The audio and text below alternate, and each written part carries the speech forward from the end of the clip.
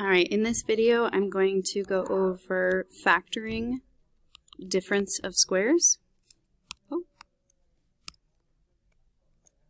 Factoring difference of squares. So remember, if I go a little fast in this video and you need to slow down, rewind, feel free to do so. So I'm going to start with first a list of the perfect squares. So let's just say 1. So 1 is 1 squared. 9 is 3 squared. 16, 25, 36, 49. That is 4 squared, 5 squared, 6 squared, 7 squared. I just realized I missed 4, which is 2 squared.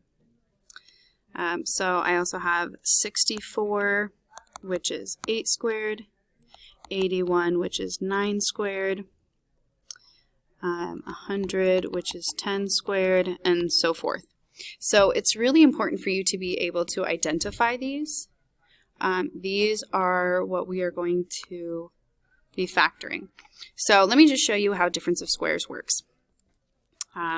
Let's say I have an example and I have 25x squared minus 49. So the reason it's important for you to be able to identify this is what multiplies to 25 is 5x and 5x. So the perfect 25 is a perfect square, and that's 5 times 5.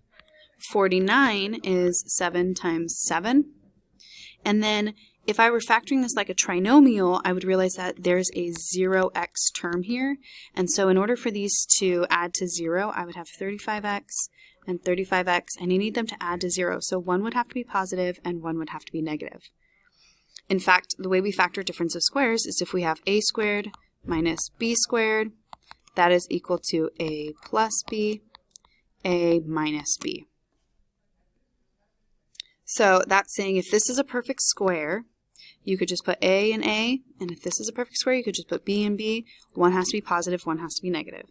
So another example of this would be x squared minus 1. Well, x squared is a perfect square. In fact, it's a perfect square of x and x. And 1 is a perfect square of 1 and 1. So 1 needs to be positive, 1 needs to be negative. If I FOILed this out or multiplied this out, I would get this exact thing here. So example 3, if I had x squared minus 64, I would have x and x, and from 64 I would have 8 and 8. One has to be positive, one has to be negative. And again, let me just FOIL this out so you can actually see it. So x times x is x squared, x times negative 8 is negative 8x, and x times 8 is positive 8x, and 8 times 8 is negative 64. So these middle terms, this negative 8x and this positive 8x cancel, and I get x squared minus 64, which is what we started with here. So this is how you factor this up here. So this was just me checking my work. So the last one that I want to show you is even this is a perfect square. So I have x squared minus y squared, and let's just go z squared. So what is the perfect square of these here? This is xy, and this is xy, and z would be z and z. And remember, one has to be positive, one has to be negative. If there was something in common, like let's say that there was actually 2x squared y squared minus 2z squared. Well, I could factor out the 2 first, and then I would have the perfect square that we just factored right here. And so that would be xy minus z, xy plus z. And if you notice, I made one negative and one positive. Doesn't matter if I make the first one positive and the second one negative, or the first one negative and the second one positive. It doesn't matter. You just have to make sure you have one positive, one negative in order for that middle term that's not here to cancel out.